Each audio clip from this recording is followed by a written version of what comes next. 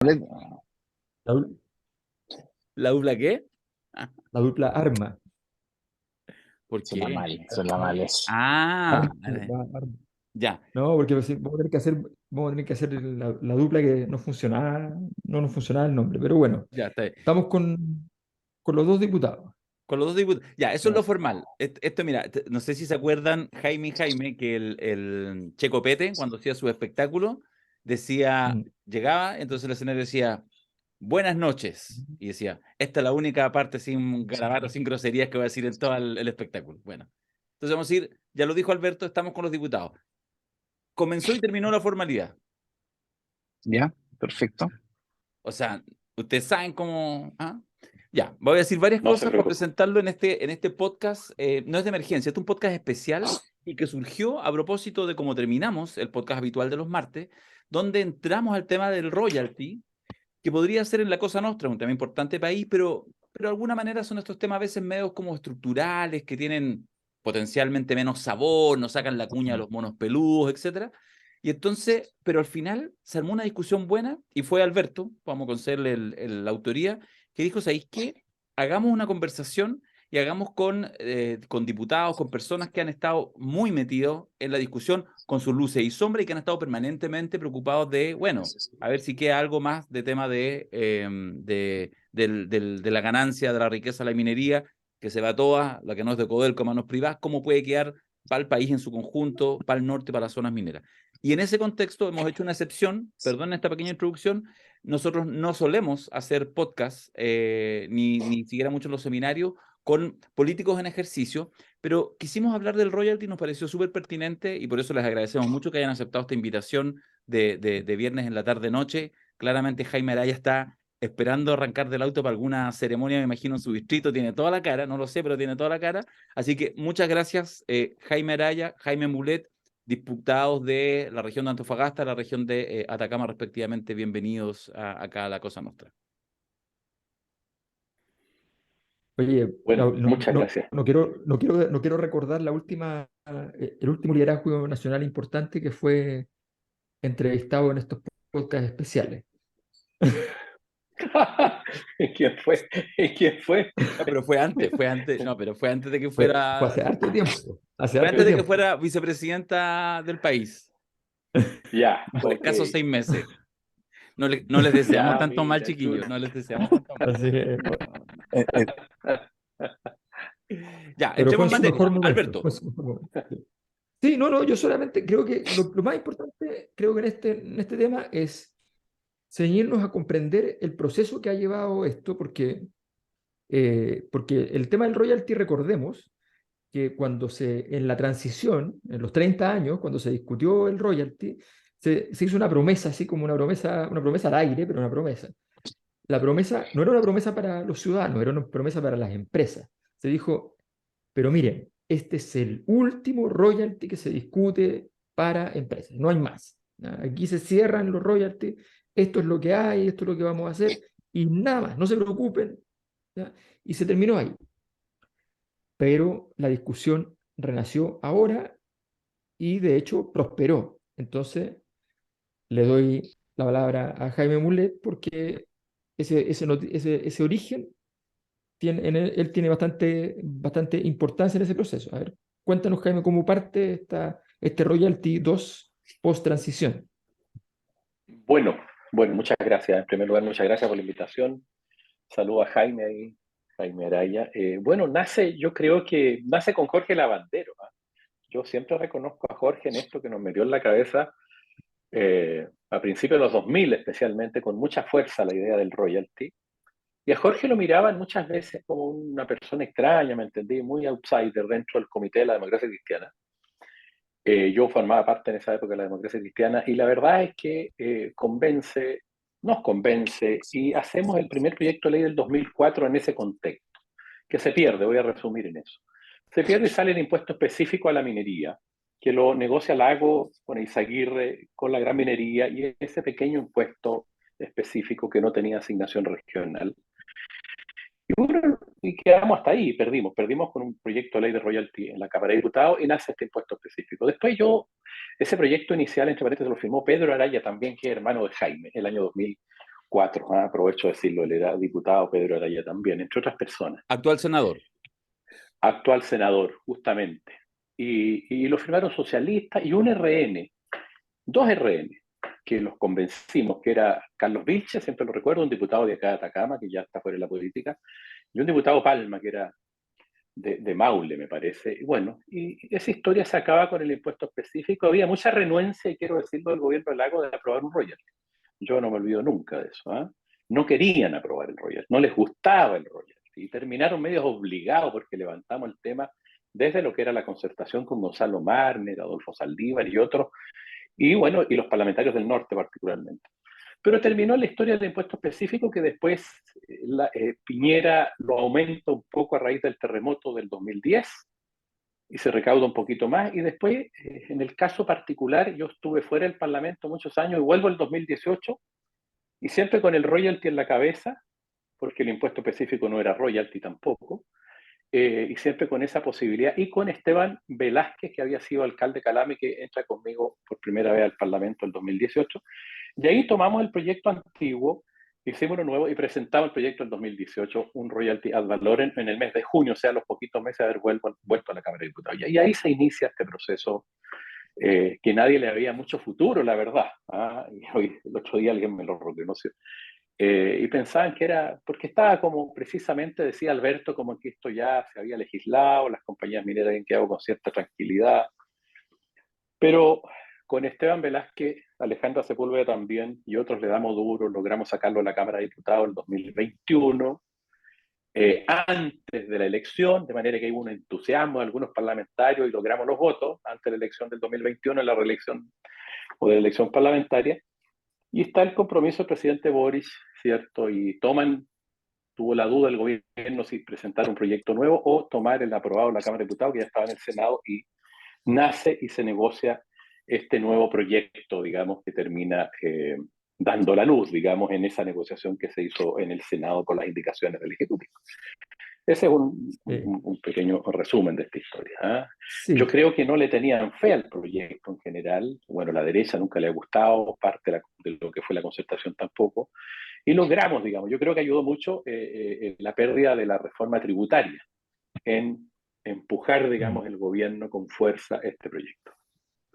es cierto. Y Jaime Araya hasta última hora hizo hartas bolitas, entonces aprovechemos de que nos cuente por qué hasta última hora estuvo ahí haciendo bolitas Anda en el de proyecto, díscolo porque, por la vida, anda. porque dijimos así, origen y final. Y al final, las últimas horas, el diputado Araya ya tenía un par de marejadas armadas ahí en el Congreso. A ver, cuéntanos, Jaime, cómo fue eso. Oye, yo primero agradecer la conversación y el espacio para poder contar un poco más así como el backstage de cómo son las cosas. Y no puedo sino partir valorando el esfuerzo de Jaime Mulet en esta tarea. O sea, Jaime Gracias. efectivamente viene desde muchos años en esto y ha sido bien consistente. De hecho, hay cosas que pasaban inadvertidas, como por ejemplo la sesión especial de la Cámara de Diputados en tema de Codelco. Entonces, siempre es valioso que los diputados del norte estemos en los temas importantes. Y en eso yo no puedo sino partir reconociendo la labor de Jaime, no solo en royalty, sino también en lo que es cuidar lo que es la principal empresa, al menos nominalmente, de nuestro país. O sea, a pesar de los malos números que tiene, sigue siendo muy importante. Dicho esto, Gracias. yo creo que por fin tuve una constelación de buena fortuna para las regiones. Porque pasó que yo creo que el punto de inflexión es la pérdida de la reforma tributaria. O sea, el gobierno yo creo que se quedó sin nada. Y en el contexto de salir con algo, planteó el tema del royalty, que yo creo que siempre el tema para las empresas ha sido la invariabilidad. O sea, les gusta tener certezas por largo año. De hecho, los proyectos mineros, y es uno de los grandes argumentos que yo siempre sostuve, no pueden ser pensados durante la rentabilidad del año, que mira, está muy bajo el precio del cobre hoy día, porque ningún proyecto minero se evalúa a menos de 20 años por el volumen de la inversión y porque son enormes empresas que mueven enormes capitales. Y en ese contexto, todos los números que se plantean, que para unos ciudadanos a pie es muchísima plata, para el contexto de lo que puede recaudar la minería o los volúmenes que se mueven en minería, cuando uno mira en una década, en 20 años, se da cuenta que realmente esto está más o menos en la periferia de las utilidades. Entonces, por eso yo siento que al Estado de Chile en general le ha costado tener una conversación de tú a tú con las empresas del cobre. Y lo mismo en general con las grandes empresas, porque siempre dicen, y me ha tocado innumerables veces, no, es que está mal el precio del cobre, se fue el superciclo, están bajas las inversiones, pero cuando uno mira en 10 años se da cuenta que esto está en el borde de lo que se está cayendo del libro. Entonces, creo que en esta ocasión el tener plena conciencia de eso, y segundo, que cuando yo creo que el gobierno agarró sin mucha convicción el proyecto de royalty, que era la moción parlamentaria, se dio cuenta que había una oportunidad importante de dar un golpe y de aprobar. Y en eso se jugó por todo, pero resulta que en el modelo de distribución que se conversó en el Senado, las regiones mineras, que finalmente pagan las externalidades negativas de la minería, quedan absolutamente a las manos de todo el mundo. De hecho, a mí me ha impresionado una frase que es bien, que se dice en muchas partes de nuestro país: el que reparte se lleva la mejor parte. Era impresentable cómo Santiago se lleva la mayor tajada. Y desde ese punto de vista, para uno parlamentario, o sea, yo vivo en la ciudad de Antofagasta, ando por las calles, voy frecuentemente a Calama, Tocopilla, es bien impresentable decir, oye, o yo no me di cuenta de este reparto, o derechamente estuve de acuerdo. Entonces, en ese minuto se transforma una cosa así, de esas pocas oportunidades ya en que uno va a estar en el todo o nada, así como tal vez la única final de Copa del Mundo que te va a tocar jugar, y uno no se puede equivocar. Yo por eso en eso me formé la convicción de que si el royalty por esencia es el, un capital que queda inmovilizado, porque finalmente, a diferencia de una forestal donde si hay una concesión, después devuelven ese predio, se vuelven a plantar los árboles, una concesión marítima, donde hay salmonera, se vuelve a reponer. Cuando nosotros nos devuelven las concesiones mineras, lo que va a quedar es un hoyo en el cerro. Entonces, ese capital que no se recupera, eso es el royalty. Y eso está en las regiones mineras. Y si uno dice, mira, esto es compensación, lo que nosotros siempre hemos dicho, las externalidades negativas de la minería, no sé, la destrucción de las carreteras, el tema del cáncer, la contaminación, destrucción de acuíferos, destrucción de ecosistemas, es en las comunas del norte, las comunas mineras. Entonces no tiene ninguna lógica que el parámetro de distribución sea básicamente la densidad poblacional de cada región. Y por eso explicaba muy bien que fuese Santiago, Valparaíso, Biobío, Ñuble, los lagos, o sea, lo más cercano que iba a haber una piedra, no sé, la región de la Araucanía, eran las piedras de un río, o sea, no tienen nada que ver con minería y reciban más plata. Y en eso, nuevamente, constelación de oportunidades, como estas las normas de quórum, requerían bastante más que la simple mayoría, y yo creo que a buena parte de la derecha el proyecto le incomodaba porque creo que tenían un juicio errado respecto a lo que querían las mineras. Ellos quieren decir, somos muy pro empresa, muy pro inversión, y por lo tanto, que no exista esto. Yo creo que las empresas lo que sí querían es que le dijeran, ¿va a haber o no va a haber royalty? ¿Cuánto se va a pagar? El cómo se distribuye la plata no era un tema para la empresa. Entonces yo creo que en eso el gobierno leyó bien, hizo una estrategia, yo creo que genial, porque repartirle a todas las comunas, o sea, todos los alcaldes llamando a todos los parlamentarios para decirle, apruebe esto, era una Moreira, presión, yo creo, difícil de Moreira. sostener. La cuña yo creo que Por más ejemplo, entonces, intensa fue la de Moreira. Claro, claro, claro. o sea, yo creo que en eso la genialidad de los ministros, el ministro Marcel, la ministra Hernando, que estuvieron en esta tarea, naturalmente da una estrategia que era muy difícil de complementar.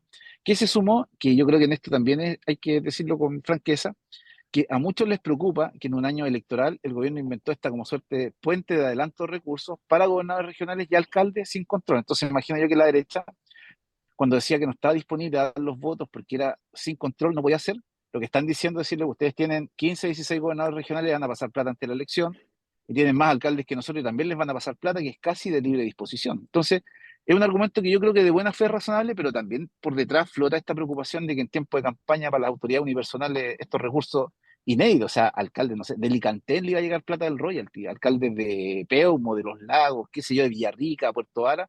Entonces yo creo que eso a la derecha le generó mucha molestia. Y ahí yo creo que en el fondo los que somos diputados de la región de Antofagasta logramos entender bien el tema, plantearlo como corresponde y decirlo con propiedad. Yo se lo dije, ministro, esto yo no lo voy a aprobar. Y ahí tuve una larga negociación donde el ministro finalmente dice, mira, ¿sabe que el Fondo Especial de Comunas Mineras, que tenía asignado 600 millones de dólares, vamos a pasar a 2.000 millones de dólares? O sea, poner 1.400 millones de dólares más arriba. Y con el subsecretario de Desarrollo Regional y Administrativo, en el reglamento acordamos que vamos a tener una lógica distinta a lo que ha sido tradicionalmente la distribución del FNDR.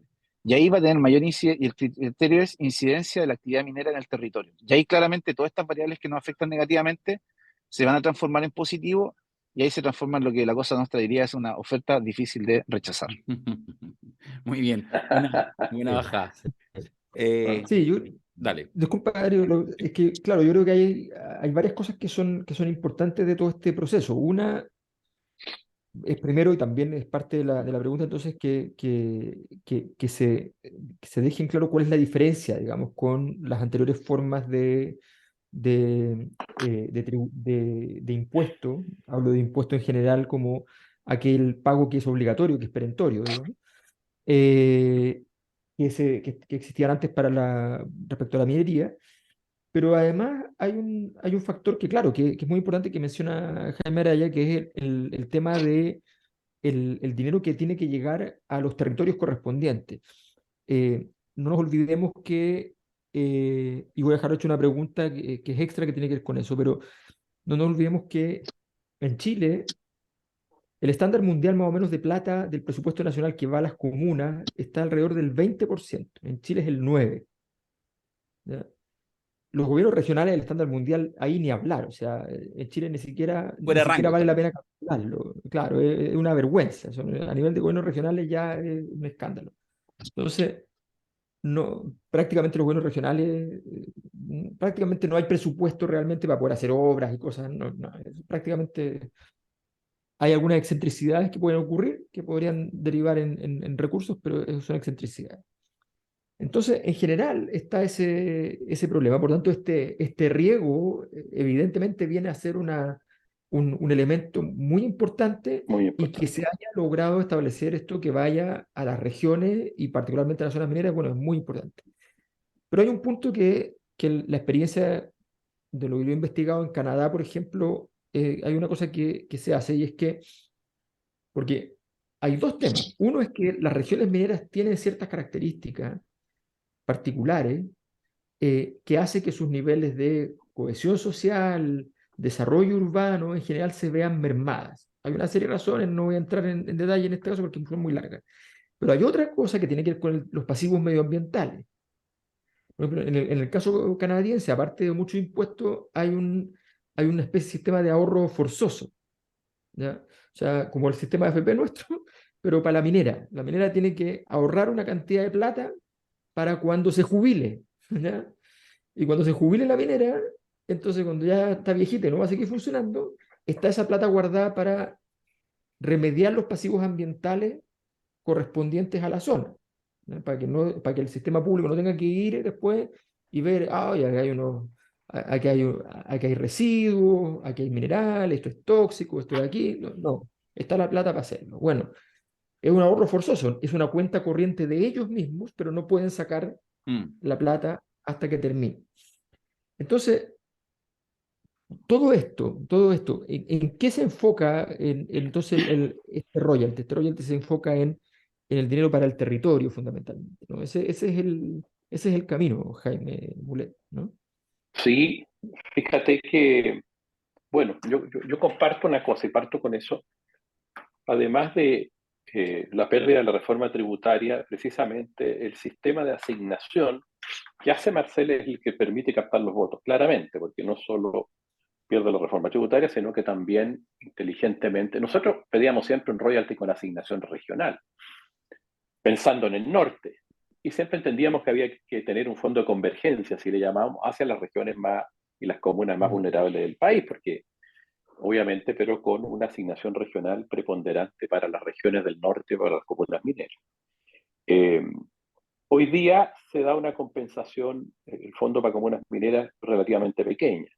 El otro fondo estructural, que en principio era de 600 millones de dólares, que es el que habla Jaime, bueno, ese también es importante porque es para apalancamiento de desarrollo productivo, regionales importantes, sistemas de integración, fundición, eventualmente te fijas, que me parece muy importante también a propósito de recuperar Chile la capacidad de fundición y refinación. Ahora, con todos los 1.300 o 1.500 millones de dólares, casi la parte, el tercio que va a las regiones, va a implicar un impacto en la poca inversión que hay hoy día en el sistema subnacional, regional y comunal. ¿Ah? Por ahí ve el número, se impacta el número. ¿Ah? No sé si Mm. un 25%, no recuerdo bien, porque como tú bien recuerdas, de hecho del FNR que va a subir un 10% en Atacama, te fijas, de 80.000 son como 10.000 más, un poco más del 10%. De fondos municipales, algunas comunas van a subir el 20%, lo que tienen hoy día, dependiendo si es comuna minera o no minera, sobre todo las mineras. Entonces, impacta. Ahora, nosotros tenemos en Chile la ley de cierre de faena, a propósito del modelo canadiense. Mm. Y la ley de cierre de faena, desde que está vigente, a las nuevas empresas la obliga en, su, en, el, en, el, en, su, en todo el proceso de estudio de impacto ambiental a generar las condiciones y hacer reservas de recursos para el momento del cierre de faena. Pero esos son los proyectos nuevos. Los proyectos antiguos, los pasivos ambientales que hay van a ser obligaciones que tenemos que ir asumiendo. Copiapó está lleno de pasivos ambientales en la propia ciudad. Yo estoy aquí en Vallenar ahora, cerca de Copiapó, aquí no hay mucho, gracias a Dios, pero sí en Huasco, sí en Chañaral, en fin. En todas las comunas mineras, digamos, hay pasivos ambientales y va a haber que hacerse cargo con estos recursos, ¿ah? Para, obviamente, comenzar a descontaminar, digamos, porque lo de Tierra Amarilla, por ejemplo, es brutal, digamos, la contaminación permanente y los pasivos ambientales que hay. Entonces yo creo que la ley de cierre de faena permite tener hoy día y salvaguardar el cierre de los proyectos nuevos ya desde hace un conjunto de años atrás, y ahí hay recursos. En el gobierno de Piñera, no recuerdo con precisión bien, pero se alivianó un poco esa carga, esa garantía que tenían que tener. Se las cambió, no recuerdo hoy día el monto, pero hubo un tema ahí que me opuse, me acuerdo, pero se logró aprobar. Una especie de seguro, ¿ah? Permitió cambiar dinero por una especie de seguro, ¿ah? Una cosa que no era lo mismo, ¿ah? Lo digo porque ahí se alivianó esa ley un poco, ¿ah? Pero está, por lo menos. Y lo otro, creo que desde las regiones, con estos fondos, parte de los fondos tienen que ir a remediación ambiental de los pasivos históricos, ¿ah? De manera que de esa forma enfrentar esa situación. Ahora, lo otro que tenemos que actuar con mucha inteligencia en las regiones es destinar muy bien los recursos. O sea, además de los problemas urgentes en materia de salud, si tú quieres, provocados por los pasivos ambientales, igual tenemos que ver cómo invertimos y ahí hay desafíos importantes, para ver qué vamos a hacer una vez que se acaben los recursos mineros, digamos, que son por definición que se extinguen y que por eso que nos da el royalty, además, precisamente esa calidad de que se extinguen. Entonces ahí hay desafíos donde las regiones, los gobiernos subnacionales y en general las comunas también tenemos que comenzar a trabajar para ver dónde invertir, cómo invertir, pensando en futuras actividades económicas que reemplacen la minería. ¿Ah? Por lo menos eso lo vislumbramos de esa manera aquí en Atacama. Oye, o sea, Jaime Araya vaya a meter la cuchara, pero solo para agregarle más pelos a la sopa.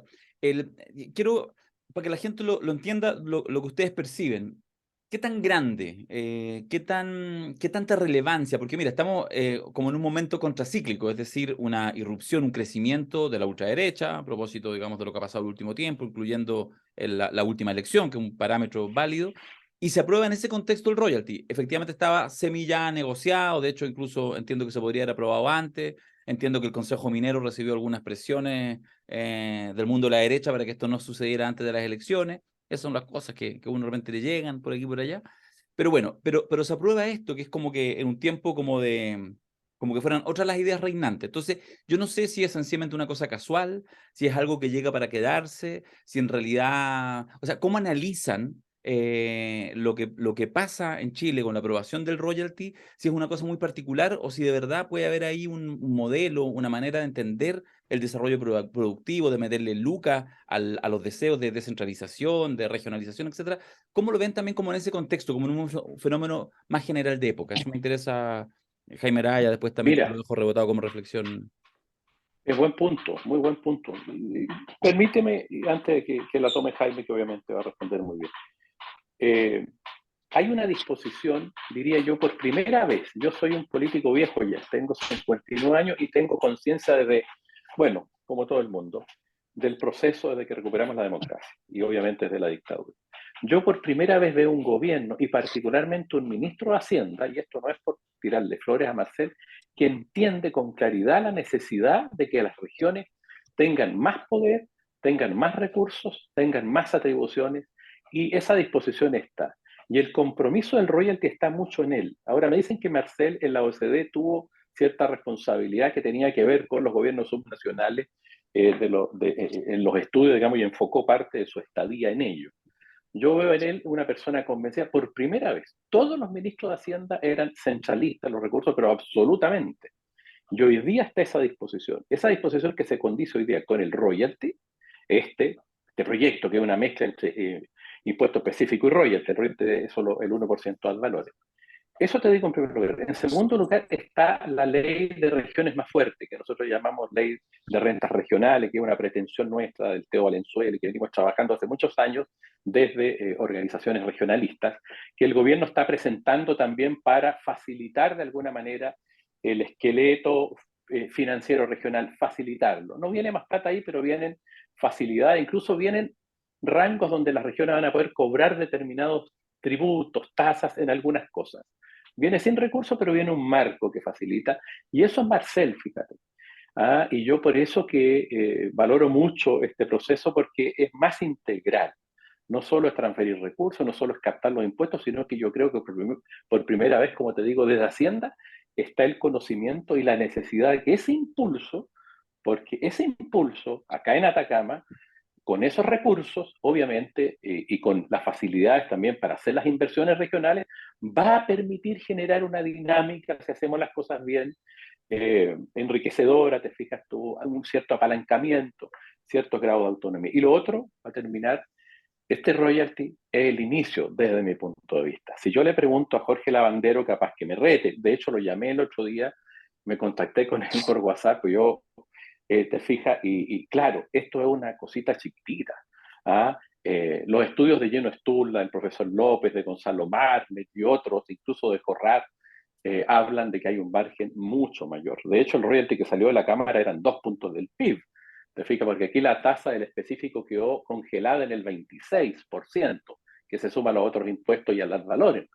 Y cuando el precio del cobre, si entramos en un nuevo superciclo, llegue a 6, 7 dólares, pucha, vamos a perder o vamos a dejar de ganar como país mucho dinero. Pero es el inicio, yo lo veo así.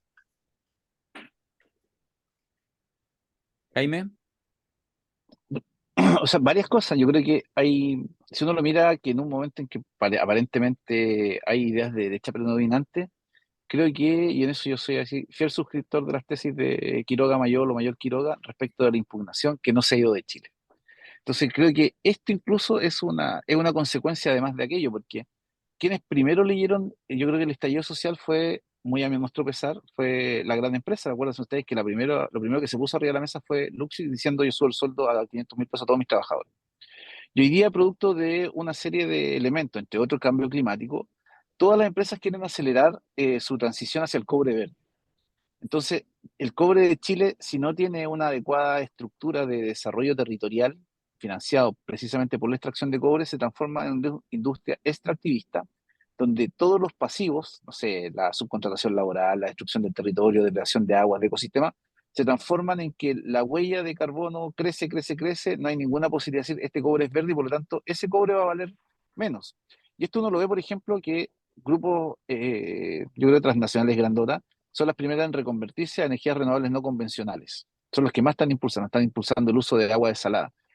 Yo quiero pensar que la humanidad ha cambiado y reflexionar y dijeron, bueno, ahora vamos a tratar de ser buenas personas, pero también tiene un trasfondo económico. O sea, para las empresas es muy importante esto, primero porque esto es una regla que va a durar 10 años. O sea, ellos saben hoy día que su proyecto va a tener esta regla por 10 años y eso es muy importante a la hora de decidir una inversión y sobre todo la envergadura de la inversión del cobre. De hecho, a mí uno de los espacios que me tocó interactuar con altas autoridades del gobierno, cuando decía, mire, que son 200 millones de dólares, esto es mucha plata, yo decía, mire, una de las desaladoras que se va a construir la región cuesta 1.400 millones de dólares.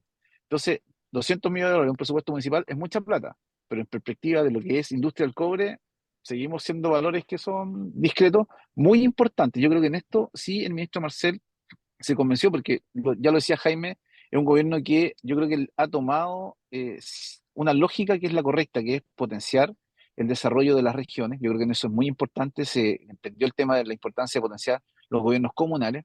Y esta es una segunda señal, porque por ejemplo la región de Antofagasta le entró este año por convenio Corfo-SQM 119.000 millones de pesos a la FNDR. El FNDR tradicional nuestro son 92.000 millones, o sea, le entró más plata y el ministro hizo que entrara fuera de marco presupuestario. ¿Qué significa esto?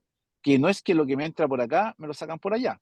Porque en números redondos uno podría decir, por ejemplo, el total de la inversión pública en la región de Antofagasta que yo represento es entre 3,8 o 4,2%, sumado todo lo que es plata fiscal.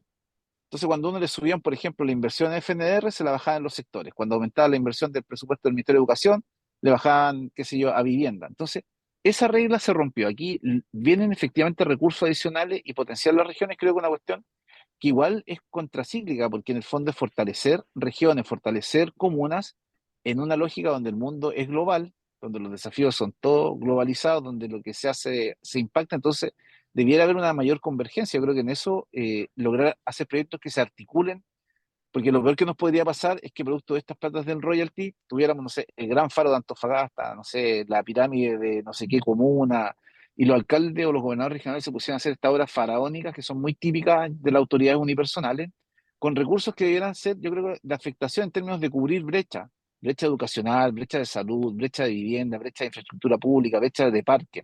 Yo creo que ahí nos faltó ponerle destinación. Yo espero que en el reglamento tengamos claridad en decirle, ¿sabe qué? Si usted quiere replicar el Faro de Alejandría en su comuna, primero garantíceme que las escuelas todas tienen servicios Mm. higiénicos como corresponde, todas las salas tienen vidrio, todos tienen pizarra electrónica, tienen conectividad a internet. O sea, cubramos la brecha para que esto efectivamente signifique desarrollo, porque si finalmente va a ser la idea de tal o cual autoridad, yo por eso creo que es muy importante dar esa discusión de que las autoridades unipersonales tienen que tener cada vez menos poder en Chile. Porque creo que uno no puede tener una comuna, una región, al arbitrio de si te tocó bien o mal, o si está en un momento de lucidez o menos lucidez, la autoridad unipersonal. Entonces creo que esto abre varios debates y debiera hacerlo, pero siempre en perspectiva, como decía Jaime, que este es un primer gran paso y que además la industria lo entiende muy bien. Yo creo que los principales, y yo conversé mucho con diputados de derecha, decía, oye, si los principales interesados en que se diga si hay o no hay y cuánto se paga es la industria minera. Porque esto de la amenaza constante de que si crecen tal o cuales mayorías políticas, podemos pasar de un royalty de 2 a 10 a 15 o quitarte la minera, eso es lo que no permitía que se catillara la inversión. Yo creo que, al contrario de lo que manifiestan republicanos, esto efectivamente va a hacer que se desplieguen los proyectos de inversión que estaban Mm. paralizados. Hoy día la mayoría de los proyectos son solamente continuidades operacionales. Y además, este royalty a la minería del cobre y minería del litio. Entonces, llega además en un momento muy adecuado. Y eso es uno de los argumentos que a mí me conversamos con la ministra Hernando y también con el ministro Marcel, el sentido de oportunidad de que era aprobarlo ahora o nunca. Y en eso, afortunadamente, tuvimos este punto de encuentro y pudimos poner los votos a disposición, porque si bien es cierto, uno se queda tranquilo de que hizo lo más por la región, también está la conciencia de que esto es una oportunidad histórica en cuanto el volumen de recursos es muy importante, porque además, otra de las cosas muy hábiles del ministro Marcel es que él puso el foco exclusivamente en la repartición de los 450 millones de dólares para regiones a través de los distintos fondos, pero nada decía que le quedaban 1.000 a él en Hacienda, en Tesoro Público. Entonces, o sea, es de una habilidad lo que hizo el ministro Marcel, porque hoy día todo el mundo cree que el royalty recauda 450 millones y que se reparte todo en regiones, y eso no es real. Y de hecho, una de las conversas, cuando lo asesor, dije, oye, pero si a nosotros nos falta plata, en vez de quedarte con 1.000, quédate con 950, no sé, busquemos un acomodo, porque tiene, La o sea, gente se ríe, es perdona, de oye, verdad que perdona, la gente se ríe escuchando esto, ¿ah? Porque deben pensar que la cosa es una cosa así como sofisticada, que nunca se habla así como de cifras, y no, pues compadre, ¿ah? Entra ahí y negocia y ya, tírate 50.000 millones más, no sé, cosas así, ¿o no? sí, es cierto, y además, para mí, yo soy diputado de primera vez, entonces hacía un descubrimiento, las lógicas, a mí siempre me decían, no, mira, si cuando uno pregunta por qué hay un puente, me tocó verlo en el sur. No, es que mira, no sé si fue la reforma de Piñera, faltaba un voto, y un diputado dijo, yo voto, pero necesito este puente, estos 100 kilómetros de camino y una barcaza. Y ahí está el puente, los caminos y la barcaza. Entonces pasa, y esta vez le tocó, afortunadamente, por fin a las comunas del norte, particularmente a la gente de Calama, que yo creo que, o sea, piensa, cuando nosotros nos conocimos, Darío, tú estás ahí cortando el tren porque eran recursos para Calama. Imagínate cuánto tiempo eso. Y esa discusión histórica yo creo que se viene a reivindicar con este tema del royalty hoy día. Yo creo que efectivamente el desafío ahora es que estos recursos signifiquen de manera eficiente desarrollo, progreso para la ciudadanía. Creo que no es para que los alcaldes, alcaldesas, los consejos municipales, los gobiernos regionales se pongan creativos, sino que van a la lógica de cerrar brechas de desarrollo. Me dio el abrazo del oso el Quiero decir diputado. inmediatamente, Oye, espere, me quiero dio decir el abrazo del oso el inmediatamente, diputado con el tema de anunciar que yo andaba no, por eso, cortando es que trenes. quiero decir inmediatamente que la Cosa Nostra no suscribe, no suscribirá nunca el uso de la violencia que ha usado el señor Quiroga en el pasado. Decimos claramente que en el pasado no lo reivindicamos en absoluto, ¿ya? Nosotros estamos en contra. Me retiro de esta conversación, definitivamente, me retiro. Así es No sabía que esa historia yo, ¿ah? No en la los tiempos, conocía, sí, Darío, pues, ¿ah? sí, Sí. señor No, pero Quiroga estuvo ahí. tuve un abogado que hizo magia, ¿ah? Y dejó desplumado a la Ay, te fiscalía. sacó. Bueno, no, Alberto, pero dos cosas. Mira, una es que uno de los rasgos mencionaba los rasgos que son problemáticos en las zonas mineras, eh, y que es bien importante entenderlo, porque hay países que lo han resuelto completamente, hay países que lo han resuelto medianamente, en esos casos está Chile, y hay países que no lo han resuelto nada y tienen un desastre, ¿ya? Entonces, es entender la realidad, porque hay gente del mundo de las inversiones, qué sé yo, zonas mineras que se niegan a ver esta realidad y dicen, no, pero ¿por qué la zona minera va a ser distinta a otra? Bueno, es distinta. Hay un montón de investigaciones en el mundo al respecto. Y uno de los rasgos más importantes es la pérdida de valor de la institucionalidad política en las zonas mineras, porque las empresas mineras son tan grandes que sus limosnas son mucho más grandes que las capacidades institucionales de acción y son más rápidas además.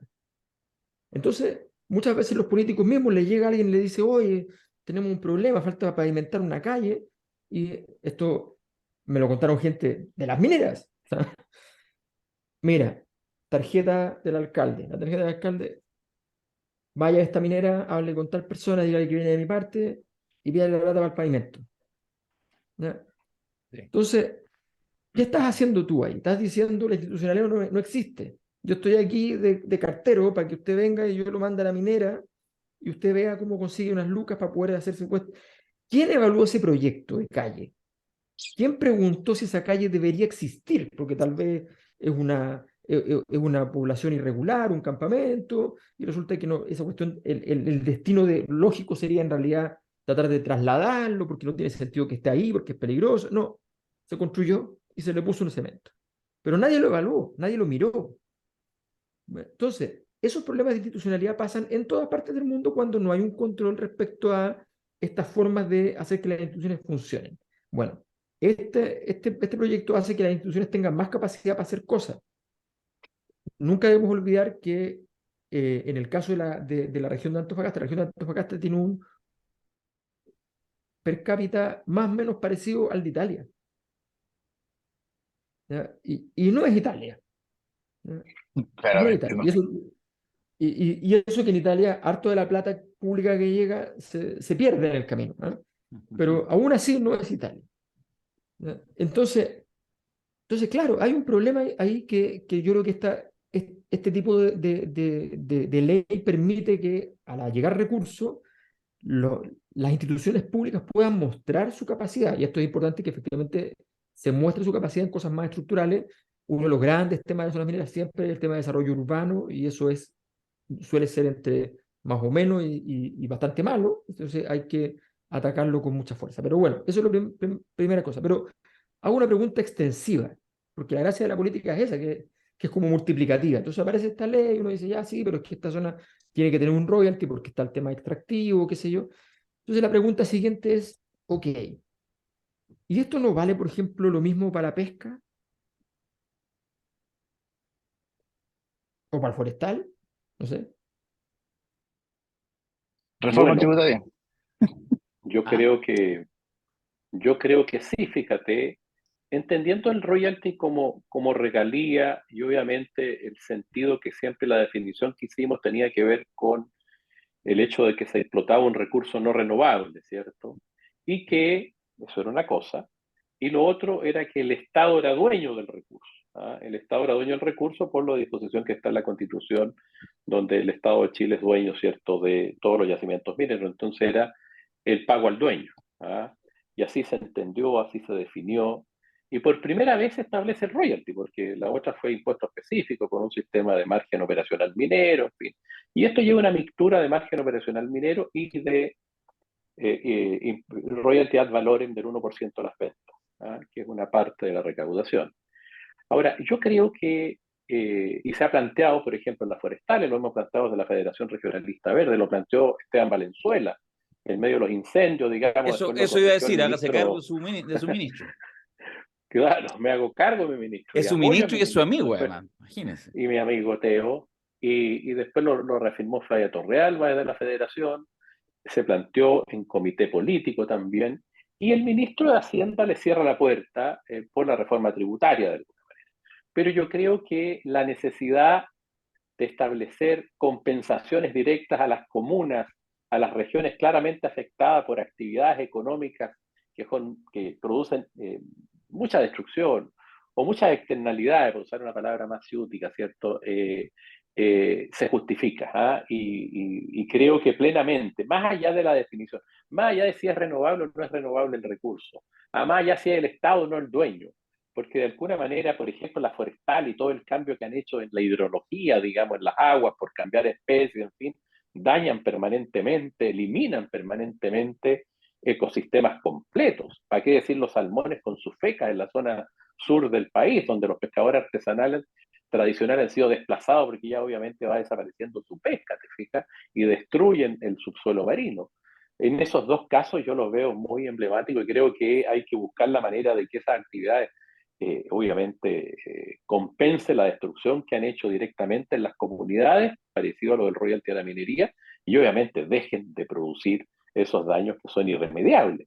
Entonces hay que buscar eso, de manera que yo creo que esto es una apertura, hay un contexto político donde no creo que el gobierno la promueva, para que me vaya a pasar rollo, digamos.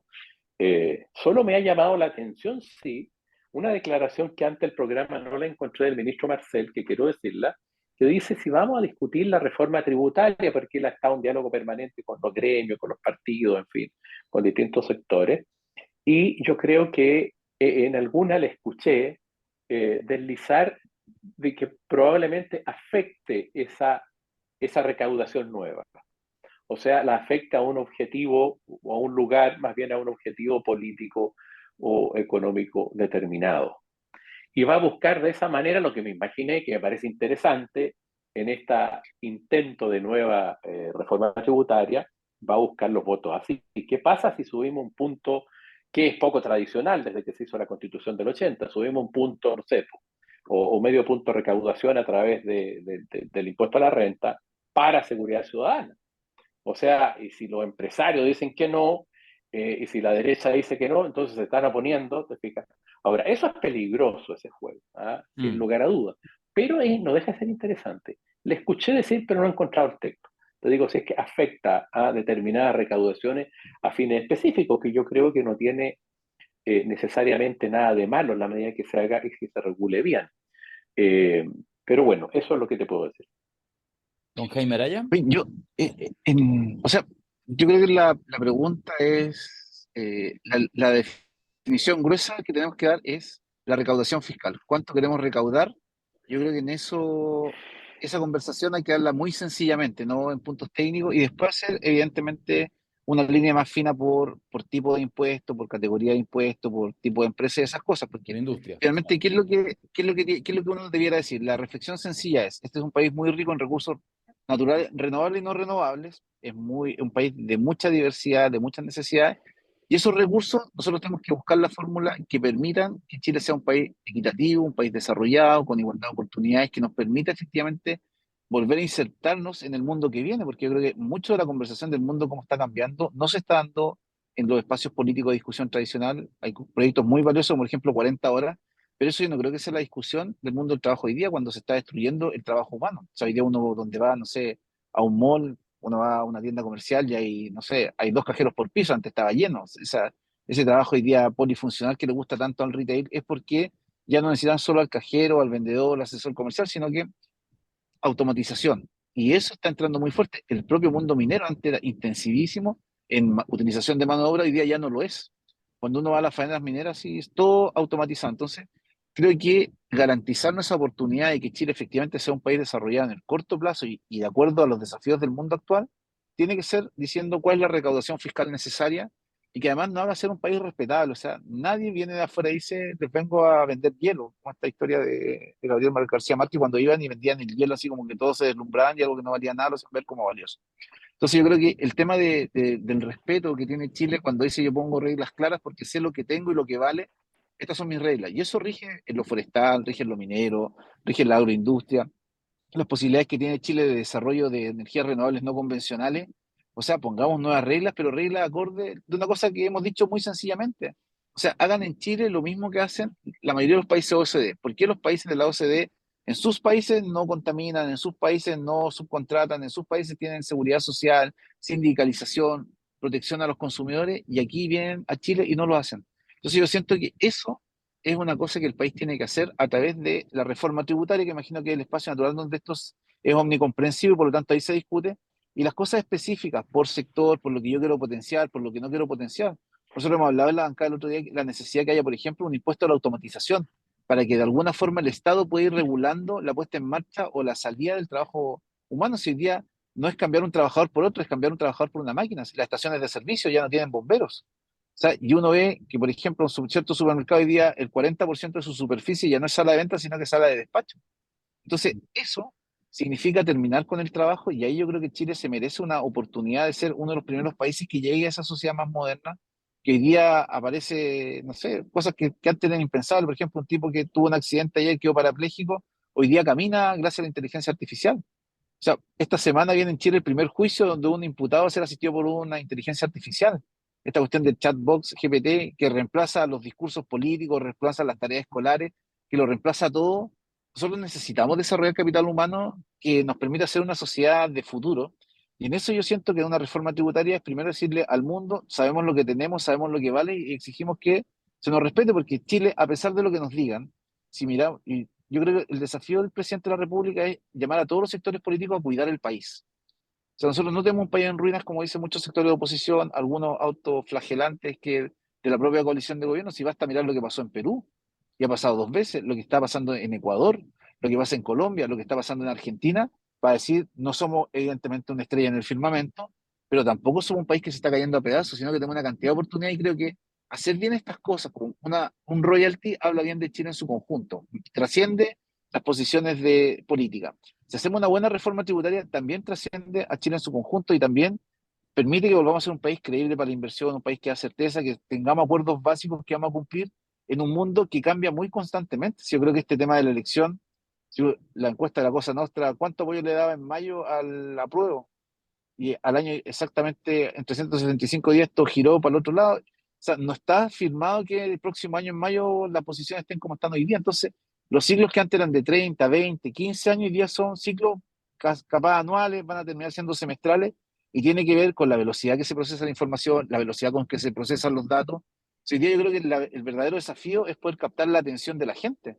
Yo creo que ese es como el desafío a todo nivel, que lo que yo quiero decir, alguien esté dispuesto a escucharlo y yo sea capaz de captarle la atención por 40 segundos, un minuto. O sea, yo de verdad creo que si uno mira, hoy día el desafío es captar la atención para poner los debates, para poder transmitir ciertas preocupaciones, de manera tal de que Chile vuelva a tener no una cierta imagen, sino que un modelo de desarrollo que sea acorde a las potencialidades que tenemos.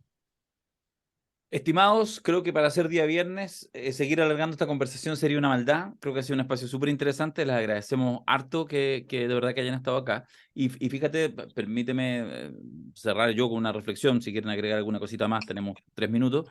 Es que yo creo que es súper importante de verdad el tema de... Y por eso de repente así como que ya, hagamos una conversación de royalty, porque el día a día, o sea, cómo te comió la agenda, por ejemplo, el tema de seguridad, que es una necesidad de todas maneras, pero donde pareciera que en realidad ni siquiera es que haya agenda política, sino como, hay como una especie como de histeria ciudadana que se transforma en histeria política y por lo tanto perdemos cualquier perspectiva. Y de repente esto, discutir del royalty independiente, si es muy intenso, menos intenso, con sus luces, con sus sombras, como que te vuelve, y también se puede conversar de desarrollo país. Sí, se puede, y de hecho parece que es bueno, y como que... Bueno, en fin, yo creo que en ese sentido ha sido un poquito de aire fresco en un ambiente político, social, cultural, súper tóxico en el que estamos metidos el último tiempo. Humildemente lo digo. Les agradezco, no sé si tienen ahí una palabrita para poder cerrar, Jaime y Jaime. Solo despedirme y darles las gracias. Decirles que, claro, tú lo describías muy bien, Darío, pero detrás hay 20 años de trabajo de mucha gente. Hay un continuo ahí de alcaldes, concejales, parlamentarios, en fin, fundamentalmente el norte por razones obvias, y que se logra una meta interesante y se abre un espacio, ¿cierto? Muy relevante para poder seguir en el futuro, digamos, trabajando y profundizando, digamos, un royalty ad valorem con porcentajes mayores. Yo creo que ha sido muy relevante lo que se ha hecho. Son años de trabajo y se ha logrado por primera vez romper esto. Y creo que eso obviamente tiene una trascendencia como pocas cosas han sucedido durante los últimos años. Así que les agradezco mucho la posibilidad de conversar con ustedes, además, en la cosa, y con Digámoslo, Jaime. digámoslo en forma de homenaje irónico, ¿ya? Como don Ricardo Lagos con Raquel Correa Disculpe, Raquel, disculpe. Ustedes han tenido mucho tiempo para hablar acá. Yo vengo a hablar por 20 años de silencio. Muy bien, ¿Ah? muy bien. Muy bien. Digámoslo así. Digámoslo así. Cuando Lagos todavía era Lagos. Jaime Araya, Ya, también muchas algo así. gracias. No, muchas gracias a ustedes. Pa'l Estoy en conteo. Mejillones, voy a entrar a la cuenta pública del alcalde de Mejillones, así que muchas gracias por la Ay, se va a conversación. indignar Que si tenga un vaya a gran entrar fin de tarde. semana. Vaya a entrar tarde ahora. Ya, Estoy justo, estamos ya. 7 minutos tarde, Si vaya pero entrando y Marcelino te dice avisamos. algo, porque Marcelino Carvajal, el alcalde de Mejillones, en eso es medio enojón, usted le dice, Marcelino estaba en la Cosa Nostra y cité que estaba en Mejillones. Le mandamos un saludo desde acá y estamos todos en paz. Sí. Sí, Así, sí. gran alcalde, gran alcalde. Y una visión de futuro que uno podría ir a reclamarle a mucha gente joven que uno pensaba que iba a ser más. Pero es increíble la visión que tiene Marcelino. Yo por eso, además, día viernes vengo, además con corbata a la cuenta pública. Con Eso, corbata. Muy eso. bien, pues. A contrapelo Pero de, que de esté muy las bien. instrucciones presidenciales. Chao, Jaime Mulet, Adiós. Jaime Abrazos. Araya. Chao, Alberto, nos vemos. Un Chao, abrazo. chao. Chao. Chao. Muchas gracias. Hasta luego.